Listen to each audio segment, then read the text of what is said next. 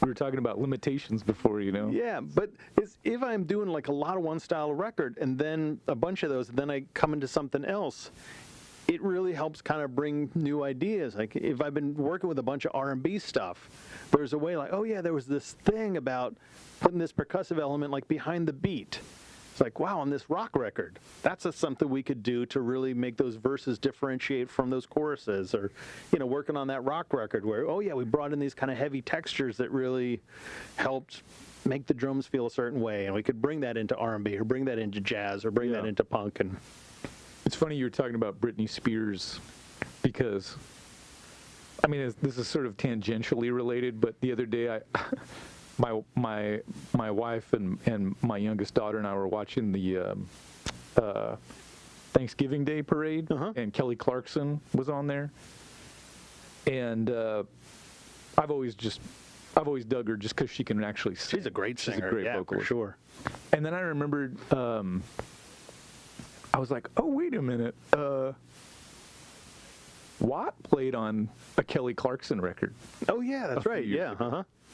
And then I looked up the album, and then it turns out my friend Billy Moeller was the other bass player on the record. He lives right down the street from here. Awesome. He's playing with Dolly Parton today. Nice. And then my friend Mick Rossi, who is on the first Psychic Temple record with Mike Watt. Well, who is in the Philip Glass Ensemble, right, which is Philip Glass Ensemble, which recorded, Einstein on the Beach is the greatest work of art of the 20th century. I was going to eventually bring you that softball so you could talk about some Philip Glass. But I just couldn't believe that basically, like, I had never realized that on a Kelly Clarkson record, not only did I know three of the people who played on it, but Watt and Mick Rossi are on the first Psychic Temple record together playing on the same songs. So for a long time I thought, well, the Psychic Temple 1 is the only record in the world where the bass player from the Minutemen and the pianist from the Philip Glass Ensemble are playing, and God damn it, this Kelly Clarkson record is the second. So, but you not quite so special anymore. Yeah, but again, cool musicians tend to just do a lot of cool stuff, and actually a lot of times I find that that when you bring in musicians outside of what they're known for, like it's amazing how much cool stuff you can bring in. Like we're here at your studio because tomorrow morning I'm showing up for a recording session here at Big Ego. Right. But I brought in like Trey Gunn, who was in King Crimson in the 90s, to play on the record that we're working on. And I thought, okay, great. I'm going to have him do some kind of wild out solos and stuff like that. And, of course, he did. But he also did some of the most kind of beautiful, subtle, gentle little pretty things on the record. Yeah. And the funny thing, too, is like Mike Keneally plays on the record. He was Frank Zappa's last guitar player. And, now he tours with Steve Vai and Joe Satriani and stuff like that. And I brought him in to kind of do some wild stuff. I bring him in on records for things like that. But there's these things where what he played are just like so Lindsey Buckingham. Like it never would have done it, but these are people who like love music and have rich knowledge and great skills. And they're like, that really needs kind of a Lindsey Buckingham sort of thing. And he just dropped it and was like, I don't think Lindsey Buckingham could have done it better. Right. Yeah. So it's really fun about. I sort of love the collision of styles but so many times what seems like will be an explosion will be these kind of really beautiful things that work together just in unexpected ways. I wanted to ask you some maybe more philosophical questions about producing. And I'm curious how different it is for you today to produce a record than it was 15 years ago. I'm sure the nuts and bolts of like how you produce are the same, but there has to be this kind of. You're talking about if I've changed or if the world around me has changed? Both. I I think I mean, I've certainly changed because I've changed on the record I'm working on right now compared to the record I finished right before I started this record. Right. So that's kind of my thing. Like as a producer, people are like, so what do you how do you produce stuff? I'm like, or even a band, like I've never heard their music, so how would you produce us? I'm like, I don't know. I haven't heard the new songs. We haven't had lunch together where we can talk about, stuff you love and stuff you hate, all those kinds of things. So I'm always trying to change that, because for me the definition of a producer is, a producer's job is to kind of bring to the project what it needs, and that's it. And again, sometimes they're like, oh wow, we need somebody who's a better engineer than me at certain kinds of thing, or we need to bring in somebody who's a better piano player than me, or maybe it means me sitting down coaching a vocalist. And so it's such a range of things, because there's some artists you work with where you're in helping them rewrite the songs, you're kind of teaching them how to sing on a microphone, Totally. all of those kinds of things, where you're almost helping them learn how to play their instruments better. And there's other times where produce is like, hey, I'm going to the kitchen. Anyone need a beer? Right. And and really that's kind of producing it, is going, this ship is running just fine. Make sure everybody's got a beer. Yeah. And those are the good. We're good. those are the nice days. It's like, we're gonna wrap early today. But in terms of the world around me, a lot has changed, and I don't want to get into too much of a gripe session, because again, our worst days migrant farm workers would fantasize about. But right. The thing that disappoints me a little bit is that back when I was a boy, people were really good at something, and they obsessed about being really good at something. And now everybody sort of is in multitasking mode. So the kind of thing, even like a good guitar player, in the old days, guitar player, and you saved up all your money to buy a new guitar pedal, and you'd go and you'd woodshed and work on scales, or, study what Winger did, or any of those kinds of things. And studying what Winger did. Winger, man, Bo Hill, I forget, Reb Beach. Actually, Winger had a great guitar player. But it's that thing. But now that same guy or gal who would normally be like doing that work is also saving up money because Waves is going to have a Cyber Monday sale or something like that.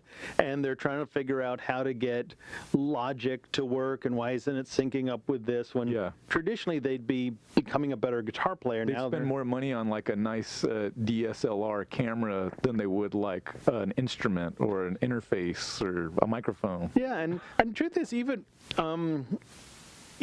myself, where budgets are constricted a little bit sometimes too, or there's like I love projects where I can bring in people that are better than me on stuff, because I love being the least talented person in the room. Yeah. Like I do everything I can within my power to be as great as I can and be the least talented person in the room.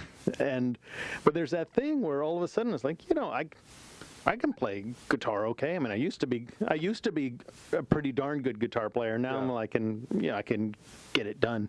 But it sounds like a Gallagher sketch. I used to could do a backflip.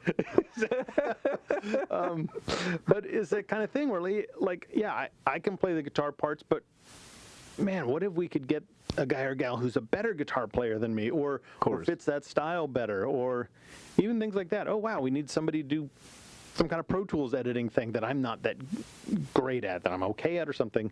And there used to be a situation where there was more, you had a collection of people who were really kick-ass at what they showed up to do. Right. And the sad reality is musicians just aren't as good as they were 15 years ago. And I think that's objectively mostly true across the board.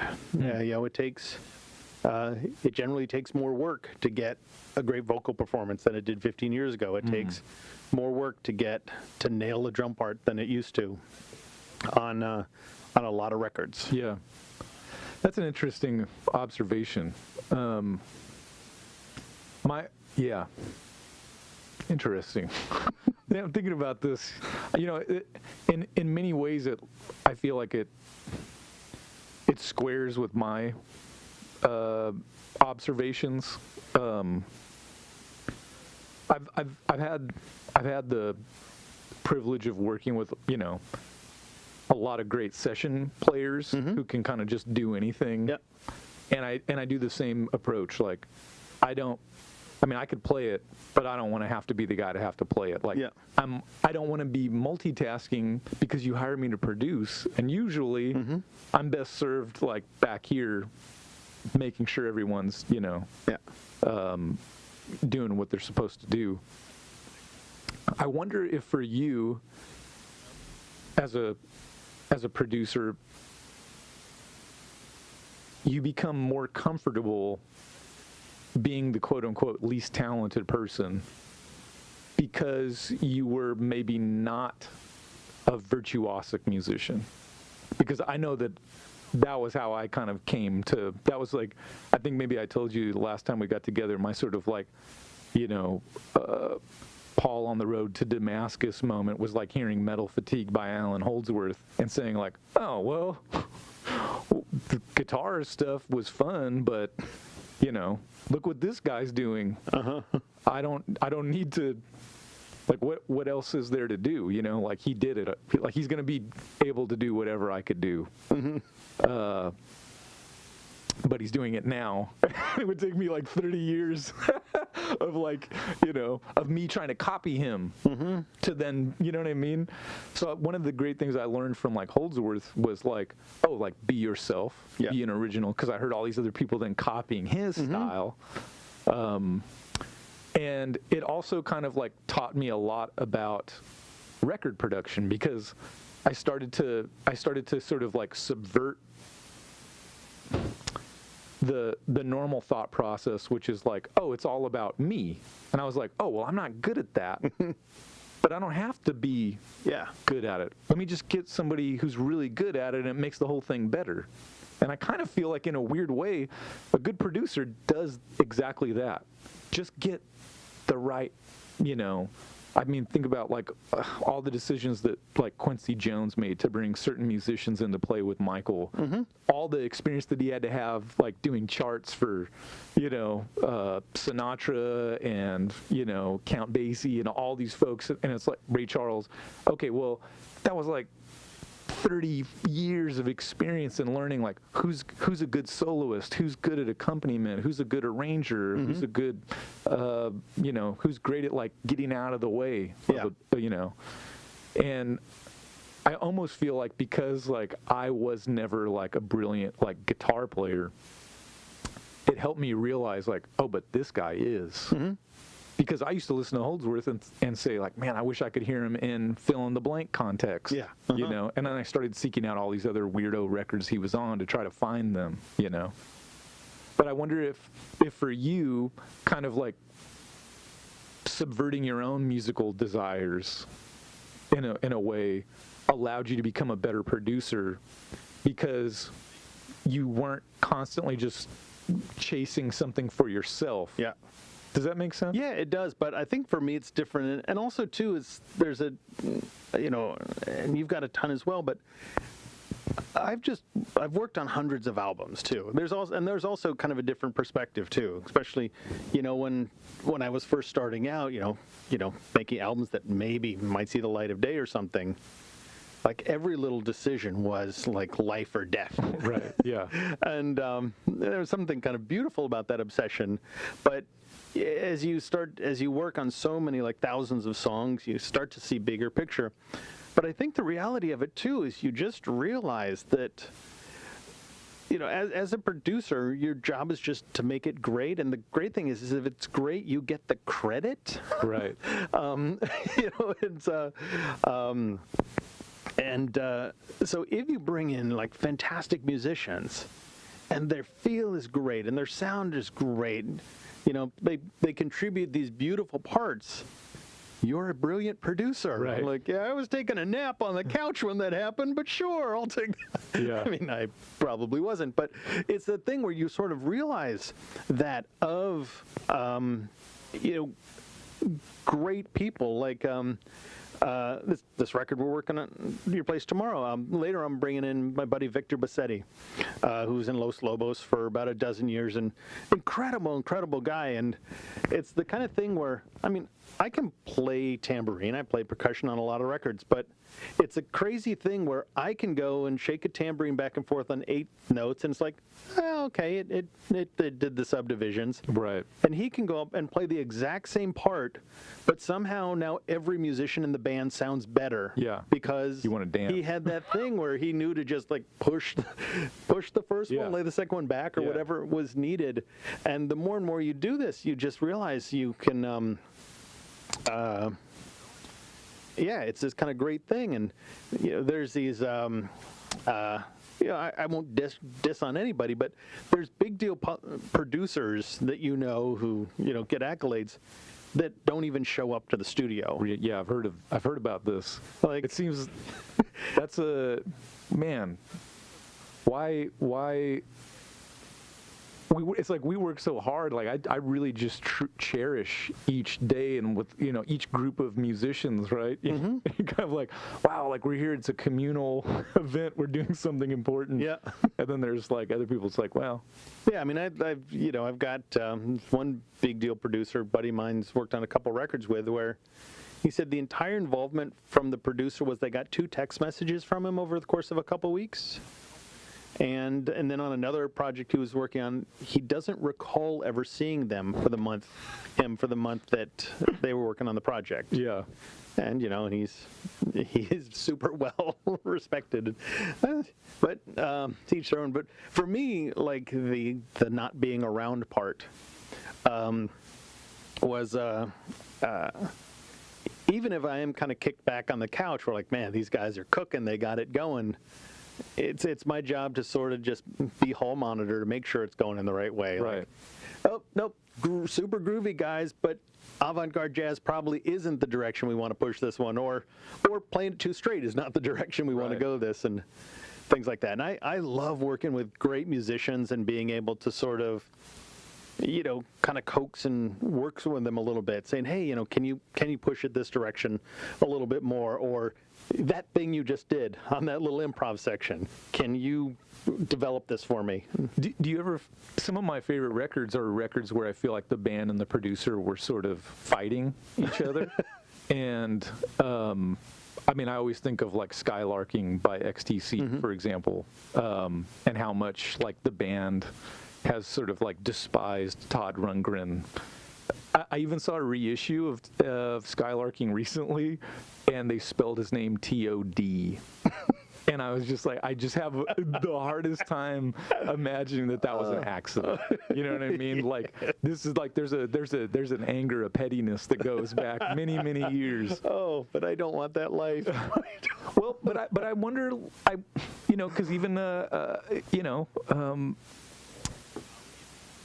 we were talking about like Lanois and his sort of like run-ins with even Peter Gabriel working on like locking him in the room, making him finish these lyrics, and Peter Gabriel taking the door off its hinges, and then sort of battling it out. I feel like part of the beauty I feel like of being a producer sometimes is like telling the artist like they're wrong. Like, this is a stupid thing to do. You're fucking it up. You're messing up your own song.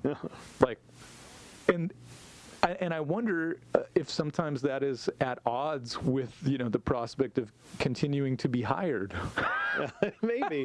One of the things a lot of times when I'm working with a new band is we'll kind of have a talk, and I'll talk about the fuck you card. Yeah. Because I'm definitely an in the trenches producer. Like if I think this song can be better, I'll come in and try and change the song itself. If I think Yeah. there's a different direction we could go, I will definitely not the kind of guy who will sit around and go, well, I guess that's kind of what he wants. You Yeah, know? totally. And so, but I kind of tell the band, I said, listen, you can always pull out the fuck you card. And that is like, if we're going back and forth at it, you can say, fuck you. No, this is the way I want to do it. Yeah. And I will absolutely 100% respect that. And we will never discuss this issue again. How do you just turn that switch off, though? Well, the thing you find about it is that, Because I just keep being mad about it. I mean, sometimes you have to, but the reality is that it's amazing how often that ends sort of conflicts. Because the thing is, people will go in and fight for what they believe. We all sort of do. And if you're like, yeah, I disagree with that 100%. I think it's a really bad idea and you should not do that. And if they say, okay, if they pull out the fuck you card, then it's all of a sudden like, this is all on me. And it's amazing how just that sort of thing where going, oh yeah, this is all on me. There's sort of an insecurity thing that comes, or the insecurity aspect of that. It's amazing how often that that will sort of temper that kind of thing of Yeah, it's interesting. doing it. This sort of gets into the other, one of the other avenues of like, production, which, I've tried to explain it to people before, and I've always thought it is the most bizarre collection of skills that I can think of. Yeah. You need to like know your way around people, Yeah. equipment, music, psychology, budgeting, time management, like you know what I mean? Scheduling. Yep. Like there's all these strange things that like you need to be good at, Yep. and then it's still like no guarantee.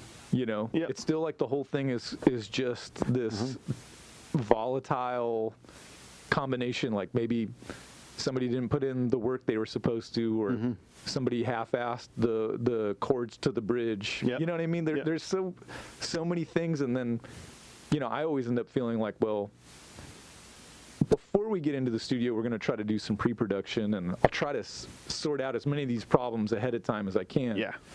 But yeah, then when you get in and you listen to something, you're like, well, that just isn't right. Yeah, You know. it's interesting. I had a thing I did.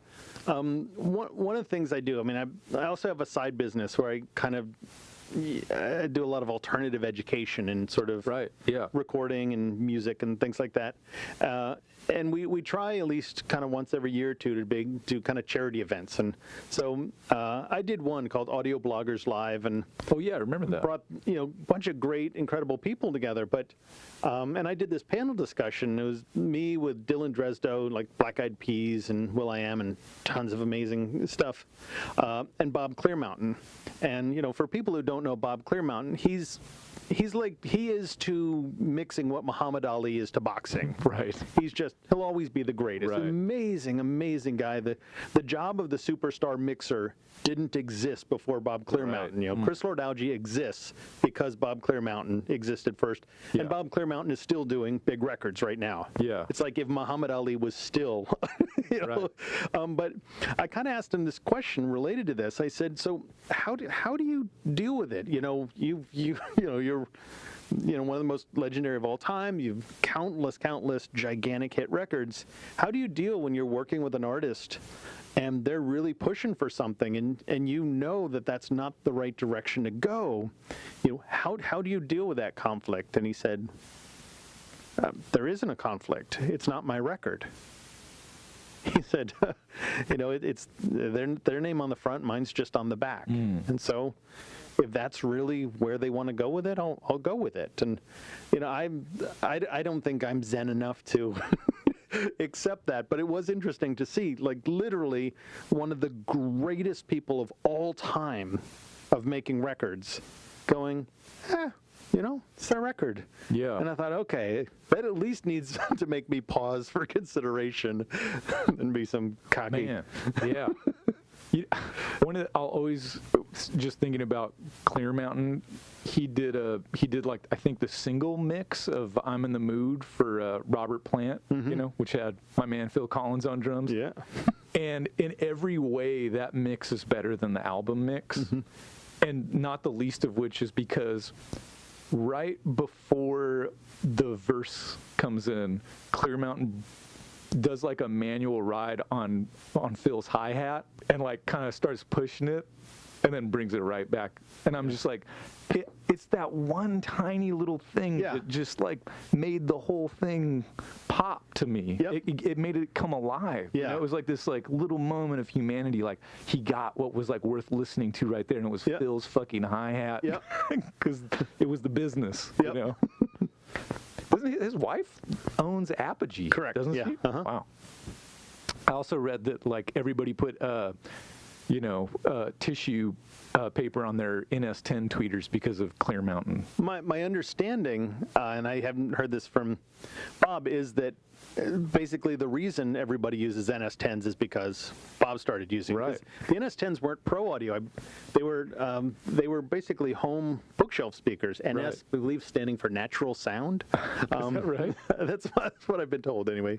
And Bob thought, well, I should have something that's going to be like what people listen to at home, and then, being one of the most successful of all time, it's something people go, maybe. Right. Yeah. In a lot of ways, isn't it? The music business I've always thought of it as a follow the leader business. I would say that would be the case for virtually every business. Really? You think so? Yeah, certainly. Because you follow the money, I guess, in a way, right? Yeah. But truth is, even back in trucking, and I actually was a truck driver for a little while as well before I started. But, if a trucking company, if like the most successful trucking company had switched over to a different kind of cabin or something, or they've actually started, their drivers are actually doing midnight to 8 a.m.s more than they're doing 8 a.m. to 5, well, then maybe we should be thinking about doing that. So yeah, I guess you're right. I just, when I think of business, this is the reconciliation of business and art.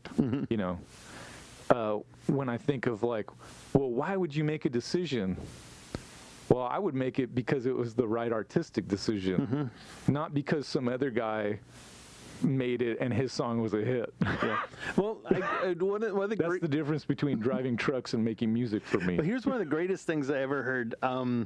I got a chance to see Don Was speak to a small group, and Don, great producer. Bonnie Raitt, Rolling Stones, Was Not Was. That Bridges to Babylon record is. All of Keith's songs on that record are like extraordinary. And I don't remember if I asked the question or if somebody else asked the question, but they said, how do you manage this? How do you balance? Because this is a guy who makes cool records. Right. Even for big artists, they're kind of cool records. They said, how do you balance, the making cool art and also being a producer for a major label where you've got, you got to answer to them? And he said, I can explain it to you this way. Every time in my entire career I've tried to make a commercially successful record, it has been a complete failure. And it hasn't been commercially successful. Right. And he said, on the other hand, you know me because of a song about walking like a dinosaur, or this 40-year-old redhead blues guitar player chick. Yeah. And he said the things that have been the financial successes for me is where I followed the muse to make great things, and where we tried to follow what the accountants would probably want have been actual commercial failures. Yeah. I think his stroke of brilliance was just hiring Bruce Hornsby to play piano on that Bonnie Raitt record. But that thing is actually the balance of producing. Yeah. Where you are trying to do we're in this business of trying to make great art, but also we're trying to make something that will do well. And I think the way that I wrap my head around it is, like, I try not to think, oh, great, this will shift more units, blah, blah, blah. I try and think, what can we do that will help connect this music to people. Like, how can we, whatever we're doing, what can we do that will get this to connect? And so a lot of times, sometimes working with a singer who maybe sort of sings all like Right. and it's sort of like, okay, well, it's not bad. Like, here, let's see if we can actually Like, listen, kid, that ain't gonna connect with nothing and nobody. And you have the weird outliers where it does, but like, hey, let's define the melody. Let's really figure ba da da da da da da. Yeah.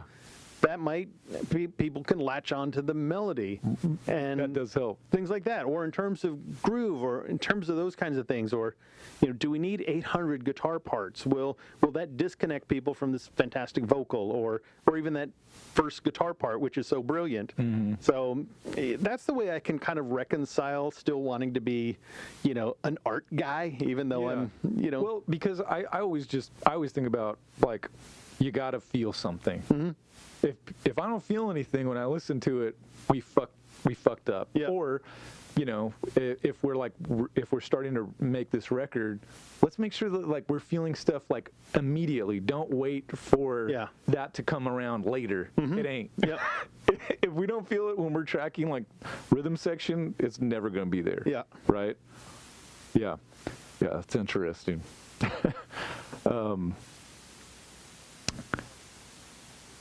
I think one of the last things that I wanted to ask you was just about your kind of like your early kind of like early man on the scene of the YouTube music how-to video, because that landscape is saturated now. But you were doing it like 10 years ago. Yeah, I mean, I was the first. I was the first one to sort of do. There was one other guy whose name I forgot, but he was kind of entertaining. I wish I could remember his name. But there was one other guy who did something through Expert Village, made like 2 or 3 videos. Yeah. But the whole idea of, like, here, I started Ronan's recording show, which is sadly neglected for recent years because it's been so wrapped up with other stuff. Sure. But it was fantastic. Like, I just kind of came up with this idea, like, oh, okay, like, what video camera should I get? Like, how do I get lights so you can actually see what I'm doing? And right. It was a really amazing thing because nobody had ever done it before. And people were freaking out, and it was really fun. And I would do this kind of simple thing. Hey, here's a recording technique or something like that.